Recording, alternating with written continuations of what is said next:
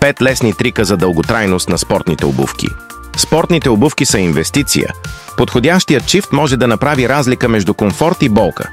Но всяка инвестиция се нуждае от грижа. Как можем да удължим живота на любимите си маратонки? Нека разгледаме 5 лесни трика, които ще запазят вашите спортни обувки в перфектно състояние. Първо, редувайте обувките си.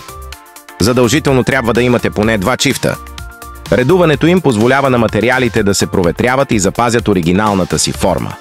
Второ, почиствайте обувките редовно. С обикновена влажна кърпа веднага след носене или дълбочинно почистване с мек сапун, можете да премахнете мръсотията и да поддържате функционалността им за по-дълго време. Трето, съхранявайте ги правилно. Дръжте обувките на сухо и проветриво място, извън директна слънчева светлина. Влагата и топлината правят материалите да се разпадат. Четвърто, третирайте специфични проблеми веднага. Петна и неприятен мирис по обувките трябва да се отстраняват своевременно. Използвайте специални спрейове за обувки или сода бикарбонат, за да ограничите проблемите или да ги отстраните напълно. Накрая, използвайте калъпи за обувки. Те помагат в запазването на формата, абсорбират влагата и изглаждат гънките. Като следвате тези лесни съвети, вие ще удължите живота на спортните си обувки. Инвестицията в качествени обувки изисква време и грижа. Започнете днес. Опитайте тези 5 трика и наблюдавайте разликата.